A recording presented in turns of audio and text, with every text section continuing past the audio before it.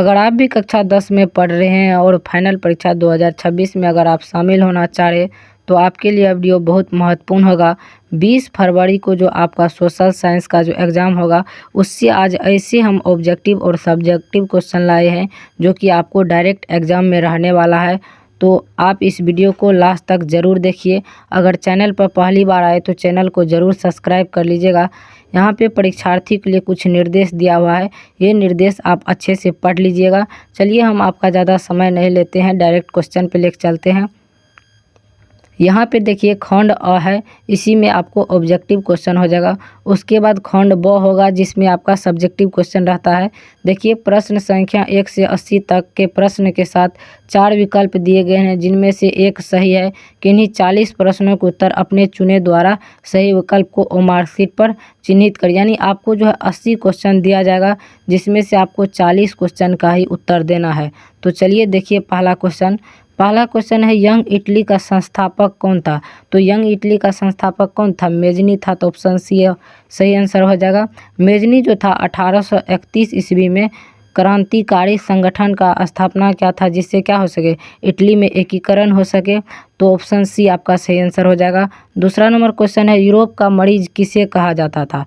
Europe का जो है मरीज किसे कहा जाता था? तुर्की को कहा जाता था। तो ऑप्शन ए आपका सही आंसर हो जाएगा। आगे देखिए अब तीसरा नंबर क्वेश्चन है रूस में कृषि दास प्रथा का अंत कब हुआ। कृषि दास प्रथा जो चल रहा था रूस में वो कब अंत हुआ था? 1861 ईस्वी में अंत हो गया था। तो ऑप्शन ए आपका सही आंसर हो जाएगा। आगे देखिए अब चौथा नंबर क्वेश्चन, वियतनाम में टोकिंग फ्री स्कूल की स्थापना कब हुई। तो कब टोकिंग फ्री स्कूल की स्थापना हुआ था? 1907 ईस्वी में हुआ था। तो ऑप्शन ए आपका सही आंसर हो जाएगा। पांचवा नंबर क्वेश्चन देखिए अंकोर वाट का मंदिर कहाँ स्थित है। तो अंकोर वाट का मंदिर कहाँ स्थित है? कंबोडिया में स्थित है। तो ऑप्शन डी आपका सही आंसर हो जाएगा। यह जो है दुनिया का सबसे बड़ा धार्मिक स्मारक है। तो ऑप्शन डी जो है आपका सही आंसर होगा। ऑब्जेक्टिव क्वेश्चन का PDF पाना चाहते हैं तो डिस्क्रिप्शन बॉक्स में जाइए, वहाँ पे व्हाट्सएप चैनल का लिंक होगा, वहाँ से आप ज्वाइन भी कर लीजिएगा और वहाँ से आप प्राप्त कर लीजिएगा, वहाँ पे डाला हुआ है। छठा नंबर क्वेश्चन देखिए ब्रह्म समाज की स्थापना किसने की। तो ब्रह्म समाज की जो है स्थापना किसने किया था? राजा राम मोहन राय जी ने किया था। तो ऑप्शन ए आपका सही आंसर हो जाएगा। सातवां नंबर क्वेश्चन है स्पिनिंग जेनी का आविष्कार कब हुआ। तो स्पिनिंग जेनी का जो है आविष्कार कब हुआ था? 1964 ईस्वी में हुआ था। तो ऑप्शन बी आपका बिल्कुल सही आंसर हो जाएगा। आगे देखिए अब आठवां नंबर क्वेश्चन, सिखों के 10वें और अंतिम गुरु गोविंद सिंह का जन्म बिहार के किस नगर में हुआ था। तो बताइए सिखों के 10वें और अंतिम गुरु गोविंद सिंह का जन्म बिहार के किस जिले में हुआ था। तो बताइए क्या हो जाएगा, कौन सा जिला?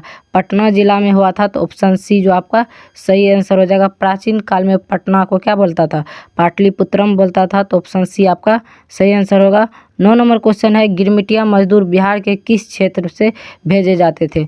गिरमिटिया मजदूर यानी एक प्रकार से बंधुआ मजदूर कहा जाता है। तो बताइए किस क्षेत्र से भेजा जाता था?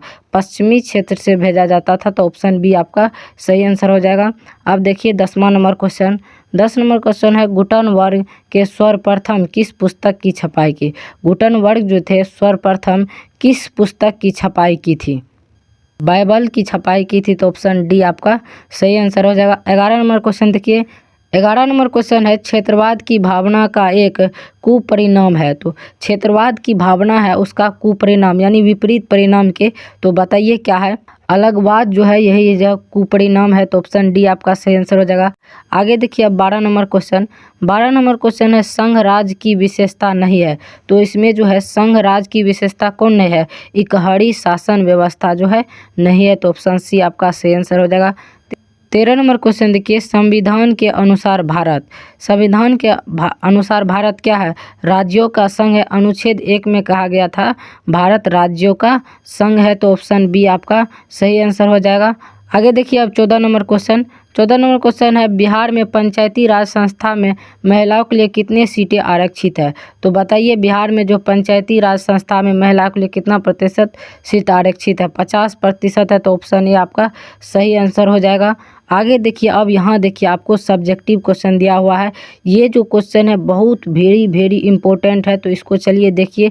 पहला है गैरीबाल्डी कौन था और इटली के एकीकरण में इसकी क्या भूमिका है। यह जो है इतिहास से है आपको। दूसरा नंबर क्वेश्चन है साम्यवाद एवं नई आर्थिक एवं सामाजिक व्यवस्था कैसे है। उसके बाद तीसरा में हो चिन मिह संबंध में लिखे।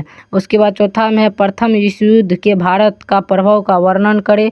उसके बाद पाँचवा में है कोयला एवं लौह उद्योग में औद्योगिकरण की प्रति गति का प्रदान कैसे हुआ, यानी औद्योगिकरण में गति का प्रदान कैसे हुआ। तो इस पे आपको इसमें कम से कम आप 40 शब्द में एक का लिख दीजिएगा तो आपको 2 मार्क मिल जाएगा। ध्यान में रखिएगा, ये क्वेश्चन आपको आने वाला है तो इसका आप स्क्रीनशॉट ले लीजिए। आगे देखिए आप 15 नंबर क्वेश्चन। 15 नंबर क्वेश्चन है चिपको आंदोलन निम्नलिखित में से किससे संबंधित है। तो चिपको आंदोलन किससे संबंधित है, पेड़ बचाने से, तो ऑप्शन ए आपका सही हो जाएगा। 1970 के दशक में जो है ना चिपको आंदोलन शुरू कहाँ से हुआ था, उत्तराखंड से शुरू हुआ था। याद रखिए, यह भी आपको एग्जाम में पूछा जाता है। 16 नंबर क्वेश्चन है वर्ष 1975 में भारतीय राजनीति में किस लिए जाना जाता है। तो 1975 में किस लिए जाना जाता है, इस वर्ष क्या हुआ था, आम चुनाव हुआ था, नहीं। उसके बाद श्रीमती इंदिरा गांधी प्रधानमंत्री बनी थी, नहीं। देश के अंदर आपातकालीन लागू हुआ था, तो ऑप्शन सी आपका सही हो जाएगा। 17 नंबर क्वेश्चन देखिए, भारत में किस तरह की लोकतंत्र की व्यवस्था की गई थी। भारत में जो है किस प्रकार के लोकतंत्र की व्यवस्था की गई है, तो अप्रत्यक्ष की गई है, तो ऑप्शन बी आपका सही आंसर होगा। 18 नंबर क्वेश्चन देखिए, लक्षद्वीप गणतंत्र भारत के किस राज्य में स्थित है। तो किस राज्य में स्थित है, बिहार राज्य में स्थित है, तो ऑप्शन ये आपका सही हो जाएगा। उसके बाद 19 नंबर क्वेश्चन है निम्न में कौन प्राथमिक क्षेत्र कहा जाता है। तो बताइए इसमें किसको जो है प्राथमिक क्षेत्र कहा जाता है, कृषि क्षेत्र को ही प्राथमिक क्षेत्र कहा जाता है, तो ऑप्शन बी आपका सही आंसर होगा। आगे देखिए अब 20 नंबर क्वेश्चन। 20 नंबर में किसने कहा बिहार के विकास के बिना भारत का विकास संभव नहीं है। तो बताइए किसने कहा था बिहार के विकास के बिना भारत के विकास संभव नहीं है। डॉक्टर APJ अब्दुल कलाम ने कहा था, तो ऑप्शन ए आपका सही आंसर हो जाएगा। आगे देखिए अब 21 नंबर क्वेश्चन, भारत में किस राज्य के प्रति व्यक्ति आय सर्वाधिक है। तो किस राज्य के प्रति व्यक्ति आय सर्वाधिक है, गोवा के है, तो ऑप्शन सी जो है आपका सही आंसर हो जाएगा। यहाँ बी होना चाहिए, सी है तो कोई बात नहीं। आगे देखिए 22 नंबर क्वेश्चन। 22 नंबर क्वेश्चन है निम्न में कौन सा मुद्रा का एक आधुनिक रूप नहीं है। तो बताइए इसमें कौन आधुनिक रूप नहीं है। जमा जो है यह आधुनिक रूप नहीं है, तो ऑप्शन बी आपका सही आंसर हो जाएगा। 23 नंबर क्वेश्चन है निम्न में कौन संस्थागत वित्तीय संस्था के उदाहरण है। इसमें कौन जो है वित्तीय संस्था के उदाहरण है। क्षेत्रीय ग्रामीण बैंक जो है वित्तीय संस्था के उदाहरण है, तो ऑप्शन डी आपका सही आंसर हो जाएगा। 24 में है कौन सी सेवा सरकारी सेवा है। तो कौन सी सेवा जो है सरकारी सेवा है। शिक्षा सेवा जो है सरकारी सेवा है, बैंकिंग नहीं, यातायात नहीं, स्वास्थ्य नहीं, तो आपका कौन शिक्षा सेवा ही सरकारी सेवा हो जाएगा। और लास्ट और अंतिम क्वेश्चन देखिए 25 नंबर, वैश्वीकरण के मुख्य अंग कितने हैं। तो वैश्वीकरण के मुख्य कितने अंग है, 5 मुख्य अंग है, तो ऑप्शन सी आपका सही आंसर हो जाएगा। आपको हम 5 ऐसे इतिहास से क्वेश्चन सब्जेक्टिव बताए जो कि बहुत चांस है आपको एग्जाम में इसमें से 2-3 क्वेश्चन आने का, तो यह आप ज़रूर क्वेश्चन क्लियर कर लीजिएगा। उसके बाद आपको 25 हम ऑब्जेक्टिव क्वेश्चन करवाए हैं जो इसमें भी बहुत क्वेश्चन आपको एग्जाम में आएगा। तो चलिए मिलते हैं किसी दूसरे वीडियो में, तब तक के लिए धन्यवाद।